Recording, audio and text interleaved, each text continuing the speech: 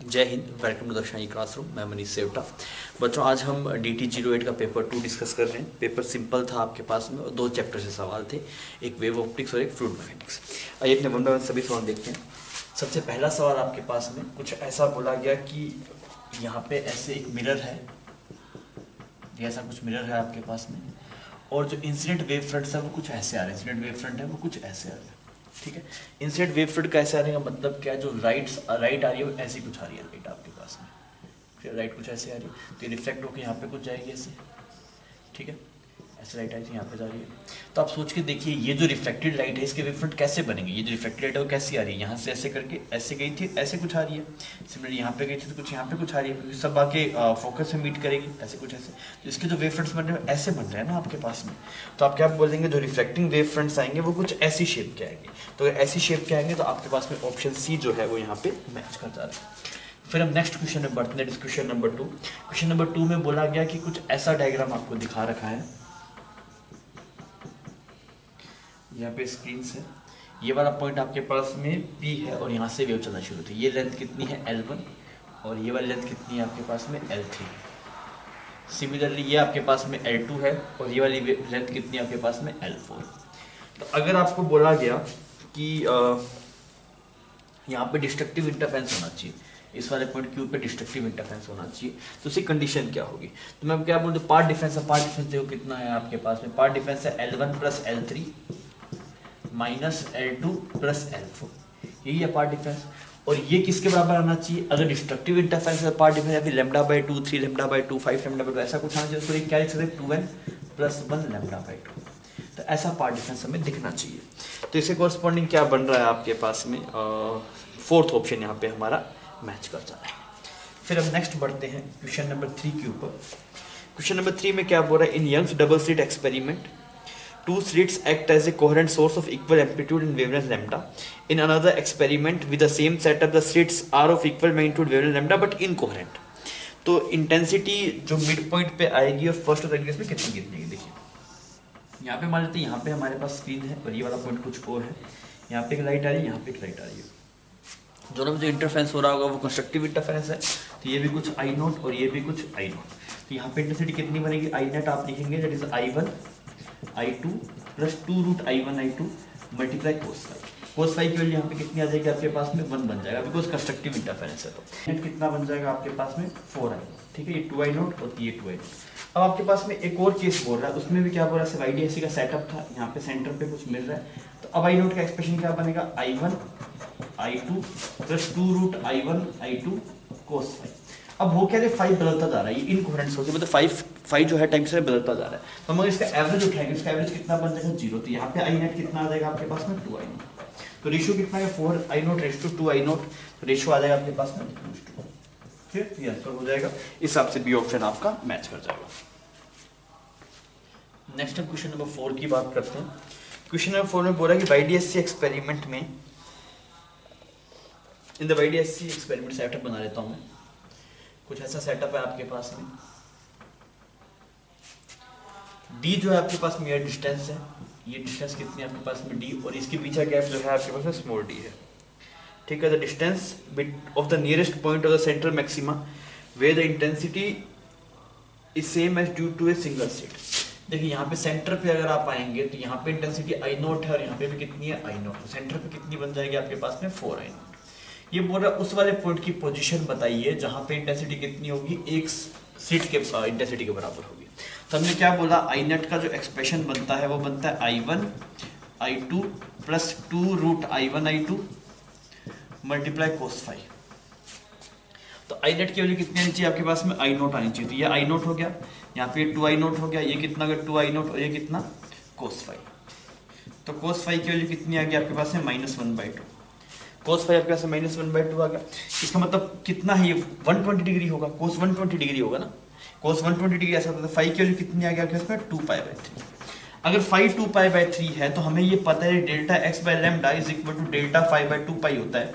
तो delta x की value कितनी आ जाएगी आपके पास में, λ/3। मतलब पार्ट डिफरेंस इतना आ गया। हमें पार्ट डिफरेंस नहीं चाहिए, हमें यह दूरी चाहिए। तो हम इसमें क्या लिखते हैं, जो आपके पास में डेल्टा x आता है उसको d sin थीटा लिखते हैं, d sin थीटा। और थीटा अगर बहुत छोटा है इसको लिखते हैं dy/d। तो डेल्टा एक्स की वैल्यू कितनी है, लैम्डा बाई 3, यहाँ पे डी बाई डी, तो ये आपके पास में वाई की वैल्यू होगी, वाई आ गया lambda D by 3d, lambda D by 3d। तो आपके पास में सी ऑप्शन यहाँ पे इसमें मैच करता है। ठीक है, फिर हम नेक्स्ट बढ़ते हैं, that is question number 5। Question number 5 में आपको बोल रहा है कि ऐसा कुछ सेटअप है, यहाँ पे ऐसे स्क्रीन बना हुआ है आपके पास में, और इससे जो इसकी दूरी है वो 2d/3 है, और ये जो दूरी है वो कितनी है आपके पास में, d/3। ये वाला पॉइंट कुछ ओ है। अब सवाल में बोल क्या रहा है, in the figure shows is the parallel beam of white light is incident on the plane. ठीक है, अब पूछ रहा है कि मैक्सिमा कहाँ पे मिलेगा, बिकॉज अगर व्हाइट लाइट आ रही है तो जहाँ पे मैक्सिमा मिलेगा वहीं पे वापस व्हाइट लाइट मिलेगी। तो मैक्सिमा कहाँ पे मिलेगा, तो मैक्सिमा देखिए, मैक्सिमा इसके मिड पे मिलेगा। अगर ये डी है तो यहाँ से कितना ऊपर मिलेगा, d/2 दूरी पे मिलेगा।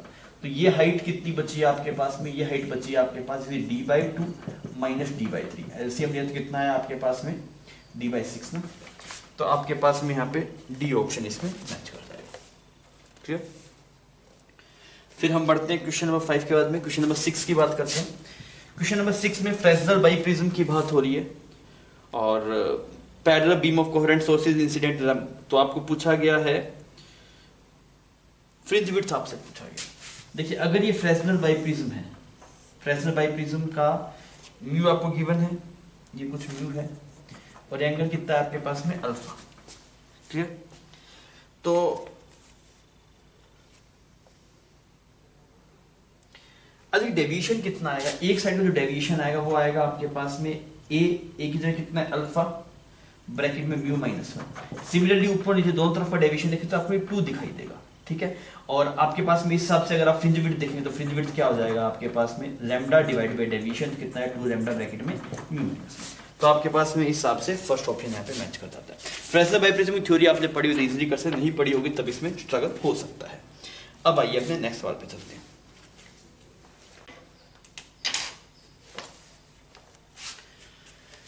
क्वेश्चन नंबर 7 की बात करते हैं। आपको बोला कि it is necessary to coat a glass lens with a non reflecting layer. तो मान लो यहाँ पे ऐसे ये कुछ ग्लास था आपके पास में, ये ऐसे कुछ ग्लास था, और इसको हम कोट कर दे रहे हैं कोटिंग से।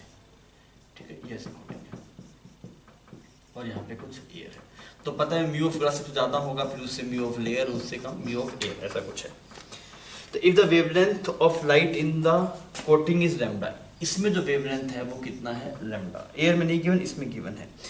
तो the best choice is a layer of material having reflective index, किस किस के बीच में आपके पास में, ग्लास और एयर के बीच में, मतलब एयर से आपके पास ज्यादा हो और इससे कम हो आपके पास में। तो मिनिमम थिकनेस कितना होती है, देखिए आपके पास जब यहाँ से ऐसे टकरा के आएगी, एक रे ऐसे टकरा के आएगी, एक रे ऐसे कुछ यहाँ से टकरा के आएगी, तो इसके फेस में जो चेंज आएगा आपके पास में, भाई आपके 2 लेयर्स है ना आपके पास में, एक यहाँ से आई आपके पास में और एक यहाँ से आई। तो अगर हम यहाँ पे इसको डिस्ट्रक्टिव इंटरफेरेंस करवाना चाहते हैं, मतलब हम ये चाहते हैं कि भाई कुछ ऐसा हो जाए कि एंटी रिफ्लेक्टिंग हो जाए, मतलब यहीं से आपके पास में चीजें बाहर निकल जाए, इस ग्लास के अंदर कोई भी जाए ना।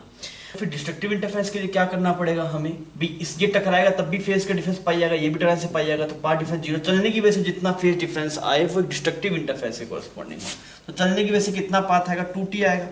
तो अगर ये 2t पाथ आएगा तो ये किसके बराबर, डिस्ट्रक्टिव इंटरफेरेंस के λ/2 के बराबर हो। तो t कितना हो जाए आपके पास में, λ/4। तो हमारी मिनिमम थिकनेस जो आपके पास में होनी चाहिए वो कितनी होनी चाहिए, λ/4। इसका मतलब फर्स्ट ऑप्शन आपके पास यहाँ पे मैच कर जाएगा। फिर हम नेक्स्ट चलते हैं क्वेश्चन नंबर 8 में। ये more than one option correct का सवाल है। इसने बोला क्या, अगर YDSC में हम व्हाइट लाइट यूज करें तो क्या होगा आपके पास में।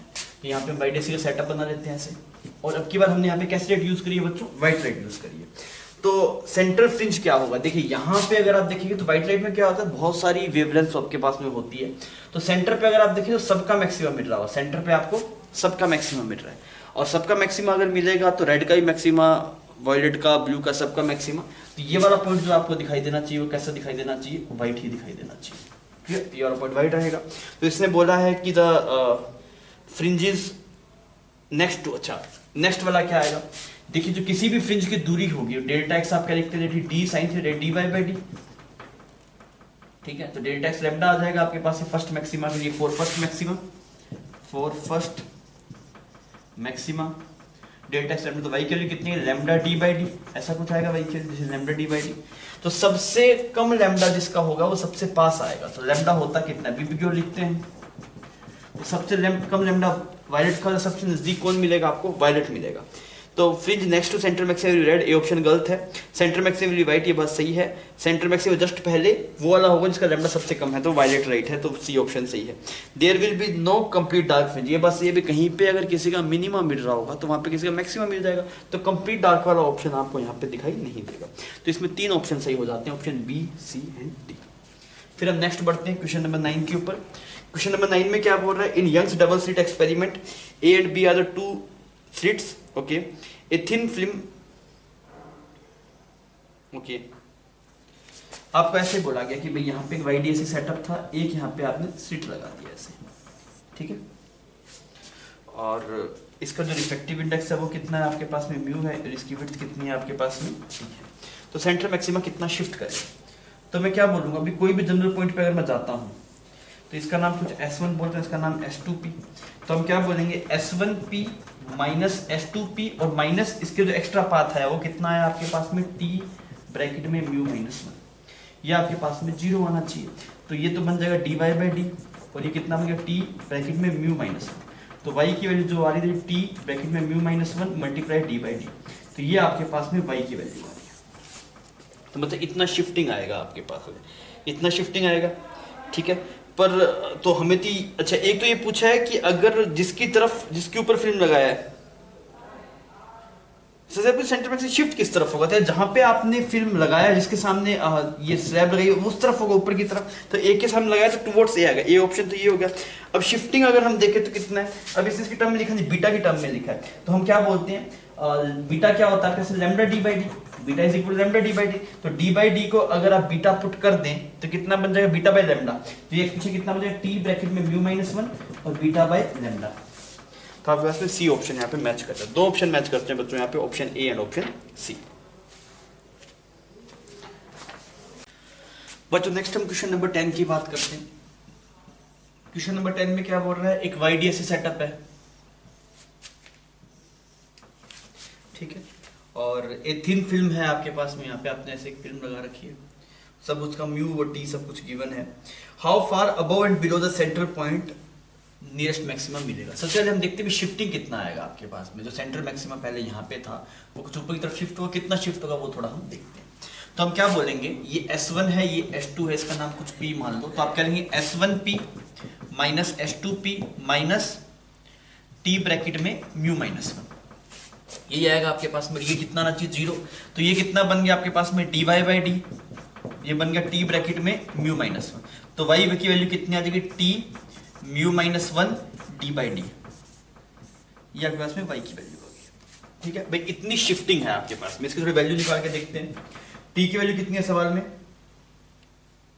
2.1 माइक्रोमीटर, म्यू की वैल्यू कितनी है आपके पास में 0.5, और d की वैल्यू कितनी है 1, और डिवाइड बाय छोटा d कितना है आपके पास में 1 mm, तो वैल्यू थोड़ा निकाल के देखें क्या, तो ये 10 टू पावर माइनस 6 है आपके पास में, और ये 10 टू द पावर 3 है, तो यहाँ पे कितना बच गया 1/1000 इसकी बजाय, और यहाँ पे ये अगर आप देख रहे हैं तो ये वाली वैल्यू कितनी बन गई आपके पास में 1005,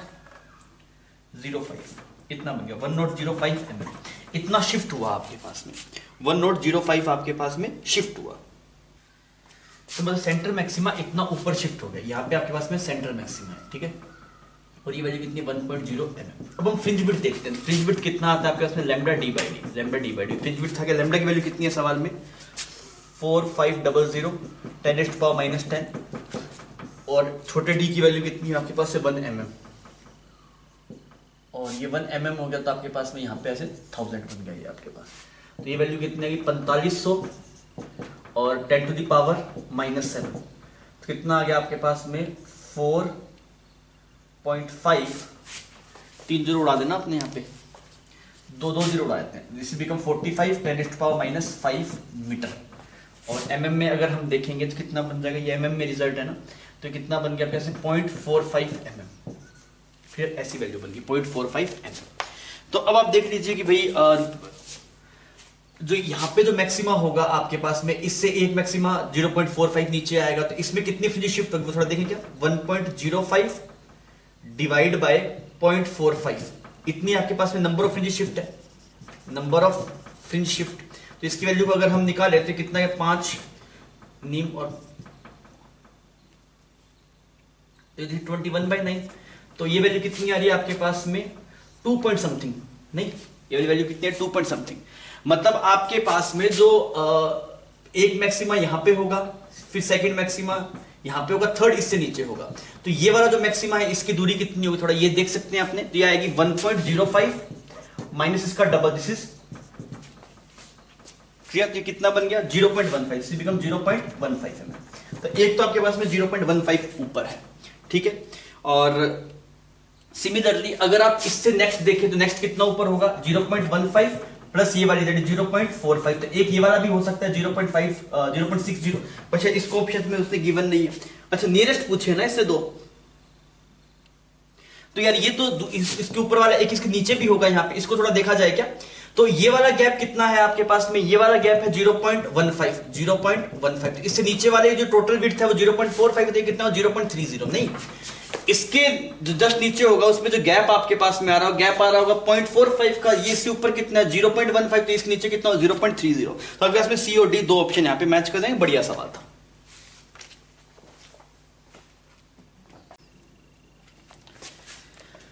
नेक्स्ट अब क्वेश्चन नंबर 11 की बात करते हैं। क्वेश्चन नंबर 11 में क्या बोल रहा है, consider a case of thin film interface as shown, the thickness of the film is equal to the wavelength of light in μ2, ठीक है। अब आपके पास में बोल रहा है कि reflected light will be maxima. पहला केस आपके पास में है कि μ1 फिर μ2 और फिर μ3 ऐसे ऑर्डर गिवन है, तो ये वाला आपके पास में μ1 हो गया, ये कितना हो गया μ2 हो गया, और ये कुछ μ3 हो गया। तो एक रे तो यहां से रिफ्लेक्ट होगी आपके पास में, और एक रे कुछ यहां से ऐसे रिफ्लेक्ट होगी आपके पास में। तो बच्चों ये भी डेंसर मीडियम से और ये भी डेंसर मीडियम से, तो उसकी वजह से फेज डिफरेंस कितना आएगा, इसमें पाई का फेज आएगा चेंज, इसमें पाई का फेज आएगा, तो वो तो आपस में कैंसिल आउट हो जाएगा। और अगर आपको डिस्ट्रक्टिव चाहिए ना, आपको अच्छा मैक्सिमा चाहिए, तो यहाँ पे फिर पार्ट डिफरेंस कितना है 2 लैम्डा का आया, तो ए ऑप्शन जो डेल्टा एक्स आएगा आपके पास में वो 2 लैम्डा आएगा आपके पास में, और तो उसकी वजह से कोई है ही नहीं, तो यहाँ पे फिर मैक्सिमम मिल जाएगा, ये बात सही है, फर्स्ट ऑप्शन मैच करता रहा है। रिफ्लेक्टेड विल मैक्सिमा इफ, इसने बोला अगर ये μ2 इस μ3 से बड़ा हो जाए, तो उस वाले केस में भाई यहाँ पे 2 लैम्डा पार्ट फेज डिफरेंस आएगा, और रिफ्लेक्शन की वजह से बी ऑप्शन बता रहा हूं मैं आपको, फिर चलने की वजह से तो 2 लैम्डा ही आएगा आपके पास में, और रिफ्लेक्शन की वजह से यहाँ पे इसमें पाई एक्स्ट्रा आ जाएगा, इसमें तो नहीं आया बिकॉज ये फिर आपके पास म्यू कम है, सवाल में ये गिवन है ना कि μ1 ऐसा कुछ गिवन है आपको, तो भाई फिर ये वाला ये रिफ्लेक्शन जो होगा वो तो रेयर से होगा, इसमें कोई फेज चेंज नहीं आएगा, इसमें फेज चेंज आ जाएगा, तो उसकी वजह से एक्स्ट्रा पार्ट डिफरेंस आपके पास में आ जाएगा, वो इसमें आएगा, वो कितना आएगा आपके पास में -ऑफ λ/2 का पाई का फेज डिफरेंस आएगा। तो इस वाले केस में फिर आपको मिनिमम मिलेगा, दिस इज 3 λ/2, तो ये क्या है आपके पास में मिनिमम, ठीक है। तो सी ऑप्शन में ट्रांसमिटेड लाइट की बात हो रही है, ये थोड़ा ढंग से देखते हैं। यहाँ पे से 3 मीडियम है आपके पास में, ये μ1, ये μ2 और ये कुछ μ3, तो एक राइट ऐसी ऐसी निकल गई आपके पास में, और एक राइट यहाँ से इधर चले जाएगी, उसका मतलब नहीं है, एक कुछ ऐसी हो रही होगी यहाँ से आएगी, फिर यहाँ पे ऐसे रिफ्लेक्ट होगी, फिर यहाँ पे ऐसे बाहर निकलेगी, तो इन दोनों के कॉन्फ़िगरेशन की हम बात करके देखते हैं। सवाल में वो गिवन है कि μ1 सबसे बड़ा, फिर μ2, फिर उससे μ3, तो आप सोच के देखिए, यहाँ पे जब ये रिफ्लेक्ट हुई तो μ3 कैसा था आपके पास में, रेयर मीडियम था इसके लिए, तो यहाँ पे 0 फेज डिफरेंस आएगा, यहाँ पे फेज डिफरेंस 0 आएगा आपके पास में। यहाँ पे फेज डिफरेंस अगर मैं देखूं तो ये पाई का फेज डिफरेंस आएगा आपके पास में।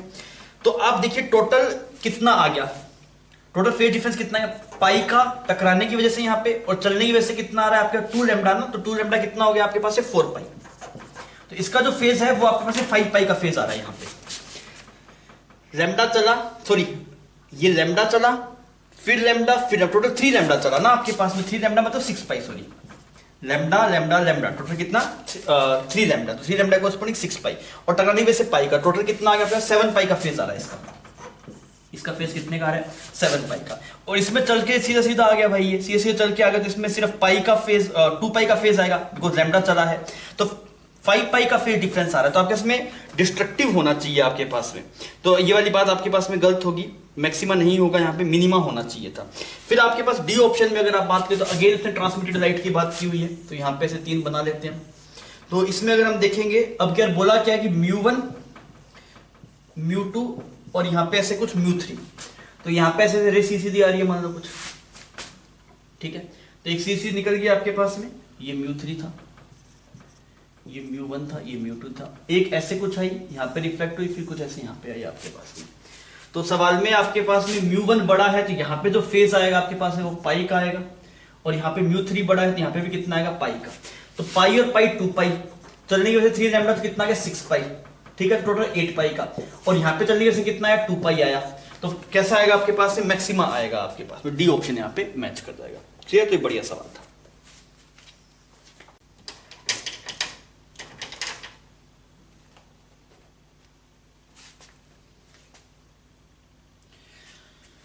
नेक्स्ट हम बात करते हैं क्वेश्चन नंबर 12 की। क्वेश्चन नंबर 12 में आपको बोला गया, हम फ्लूइड के सवाल को देख रहे हैं, बोला गया a block of silver of mass 4 kg is hanging from a string emerged in a liquid of relative density 0.72। तो यहाँ पे आपने एक किसी को आपने हैंग कर रखा है इसके अंदर, और रिलेटिव डेंसिटी जो है लिक्विड की वो 0.72 है। तो अगर इसकी डेंसिटी 1 मान लो, जैसे कितनी होगी 0.72, ठीक है।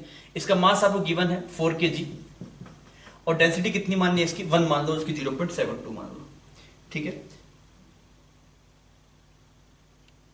ओके, रिलेटिव डेंसिटी पानी की रिस्पेक्ट में गिवन है ना आपको 0.72, तो इसकी 10 गिवन है आपको, इसकी 0.72 है तो इसको 10 मान लो, ठीक है। तो टेंशन स्ट्रिंग कितना आएगा। अब देखिए 4 kg अगर आप ब्लॉक पे देखें, एफबीडी बनाए, नीचे की तरफ mg लग रहा है आपके पास में, ऊपर की तरफ टेंशन लग रहा है, ऊपर की तरफ क्या लग रहा है, बाइंड फोर्स, ठीक है। अब हम बाइंड फोर्स को क्या लिख सकते हैं, बाइंड फोर्स आएगा आपके पास में, ये ऊपर टेंशन है, किसकी वैल्यू पूछ रहा है सवाल में, टेंशन की वैल्यू पूछ रहा है। तो आप कहेंगे टेंशन प्लस बाइंड फोर्स कितना है, v rho of liquid multiply g is equal to mg, mg की वैल्यू कितनी मान लो हम 40 मान लिया आपने। अब सर जी हम इसका वॉल्यूम कैसे निकालें, देखिए वॉल्यूम कैसे निकाल सकते हैं, v रो ऑफ मटेरियल कितना है आपके पास में 10 मल्टीप्लाई v मल्टीप्लाई रो, ये वैल्यू कितनी है 4, और हमें निकालना क्या है, v की वैल्यू कितनी आ गई आपके पास से 4/10, और हमें किसकी वैल्यू निकालनी है, हमें निकालना है वैल्यू पुट करता हूं, ये बन गया 4/10, और इसका रो कितना है 0.72, और मल्टीप्लाई यहाँ पे कितना है 10 इज इक्वल टू 40, इसने इसको मार दिया, तो t की वैल्यू कितनी 40 माइनस दिस वैल्यू इज 8, 2.88, सही है आपके पास में। तो आंसर कितना बना, this is become 37.12 metre. Clear, simple सवाल था, अब बेसिक क्लियर है तो आप सवाल को कर सकते थे। फिर हम नेक्स्ट चलते हैं क्वेश्चन नंबर 13 के अंदर। क्वेश्चन 13 में बोला एक यूट्यूब है, यहां पे से यूट्यूब बना लेते हैं, यहां पे से यूट्यूब बना लिया आपने। इसकी जो बेस की लेंथ है कितनी है, वो आपके पास में L है, बेस लेंथ कितनी है आपके पास में L है। Filled with the same volume of the liquid of density rho and 2 rho, तो यहां पे ऐसे ये जो लिक्विड है इसकी डेंसिटी कितनी है रो, और इसकी डेंसिटी कितनी है आपके पास में 2 rho, is moving with acceleration a। अब देख रहा हो क्या रहा होगा, ये 2 रो भारी है तो ऐसे आने की कोशिश कर रहा होगा, तो हम इसको ऐसे चलाते हैं a एक्सीलरेशन से। अगर आप इसको ऐसे चलाएंगे a एक्सीलरेशन, सूडो ऐसे उस तरफ लगेगा तो बैलेंस करने की कोशिश करेगा। अब चल के प्रेशर लिखे, तो यहाँ का प्रेशर कुछ P0 मान लेता हूँ, नीचे आया तो कितना रो GH, यहाँ तक पहुंच गया। अब देखिए आपके पास जो सूडो है वो इस तरफ a दिखाई देगा, तो इस डायरेक्शन में कितना आएगा रो a की g की जगह a, और ये कितना L/2, यहाँ तक आ गया। फिर आगे चले 2 रो a L/2, ये हॉरिजॉन्टल यहाँ तक पहुंच गए। फिर देखें माइनस 2 रो GH, ये 0 आ गया आपके पास में, सॉरी P0 आ गया टॉप मोस्ट पॉइंट, P0 से P0 साफ हो गया आपके पास में, रो से रो सारे साफ कर दिया आपने। तो वैल्यू कितनी है GH, और यहाँ पे आया -2 GH, और ये कितना बन गया plus 3AL/2 is equal to 0। तो यहां से GH की जो वैल्यू आ रही है 3AL/2, तो H की वैल्यू कितनी है कि 3AL/2G, ये आपके पास में H आ गया। क्लियर, तो आपके पास में बी ऑप्शन यहाँ पे मैच कर जाएगा। नेक्स्ट हम बात करते हैं क्वेश्चन नंबर 14 की। तो क्वेश्चन नंबर 14 में क्या बोल रहा है आपके पास में, 2 लिक्विड ऐसे हमने यहाँ पे रख रखे हैं, ऐसे लिक्विड है, और इसकी जो हाइट है आपके पास में वो कितना है 2h, और ये वाली हाइट कितना है आपके पास में h। तो यहाँ पे डेंसिटी कितनी है 2 रो, और यहाँ पे कितनी है रो। तो जो लिक्विड बाहर आ रहा है उसकी वेलोसिटी कितनी होगी, तो आप बर्नौली लिख लीजिए। तो यहाँ पे हम क्या लिखेंगे, इस वाले पॉइंट में लिखा, तो प्रेशर P0, इसमें क्या रो GH प्लस 2 रो G मल्टीप्लाई 2H, ठीक है, ये प्रेशर टर्म वाली वेलोसिटी कुछ नहीं है, यहाँ का प्रेशर है पी नॉट प्लस वेलोसिटी कितनी है half rho multiply v square, इस पी नॉट ने इसको मार दिया तो वैल्यू कितनी 5 rho ji H is equal to rho we square by 2, इसने इसको मार दिया तो वी की वैल्यू कितनी है अंडर रूट 10 जी एच।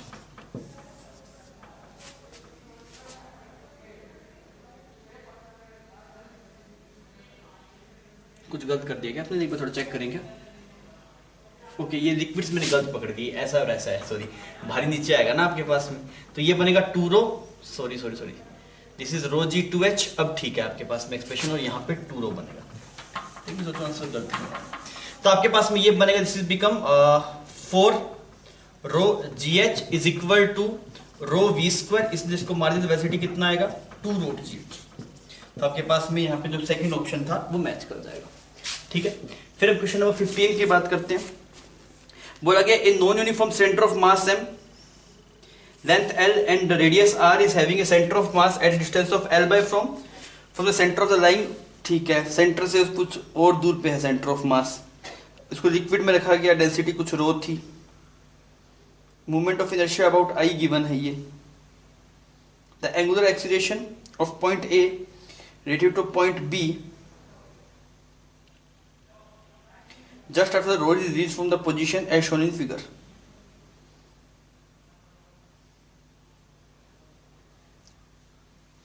तो यार एक काम करते हैं हम, आपने ऐसे कंटेनर में इसको रखा है तो अल्फा हम सेंटर ऑफ मास के अबाउट निकाल देते हैं, सूडो वूडो नहीं, सूडो फंस जाएगा फिर आपके पास में ना। तो यहाँ पे सेंटर ऑफ मास है आपके पास में, तो बाइंड फोर्स बॉडी के सेंटर पे लेगा, बाइंड फोर्स ऐसा कुछ लेगा, तो बाइंड फोर्स की वैल्यू कितनी आएगी, वॉल्यूम कितना है pi r square l multiply rho multiply g, ये है buoyant force, volume multiply g ये बाइंड फोर्स है, और मल्टीप्लाई ये डिस्टेंस कितनी है आपके पास यहाँ से लेके यहाँ तक, ये L बाई 4 है, मल्टीप्लाई कितना L बाई 4, ठीक है, पाई आर स्क्वायर एल रो जी, ठीक है, ये आपके पास में टॉर्क आ गया बाइंड फोर्स का, इज इक्वल टू किसके बराबर आपके पास में I मल्टीप्लाई अल्फा की वैल्यू, यहाँ पे इसको अल्फा लिख देते हैं, तो ये क्या लिखेंगे pi r square l square rho g by 4i, ये आपके पास में अल्फा आ जाएगा। नहीं देखिए ऐसा कुछ एक्सप्रेशन है क्या, क्योंकि देख लो जो आपके पास में अल्फा रहता है वो किसी भी एक पॉइंट के अबाउट निकाल लीजिए, हर एक पॉइंट के अबाउट सेम आएगा, तो बी के अबाउट पूरे सेंटर ऑफ मास को पूछो वो फर्क नहीं पड़ता,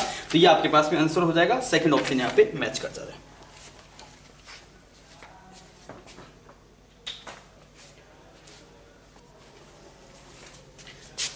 नेक्स्ट हम क्वेश्चन नंबर 16 की बात करते हैं।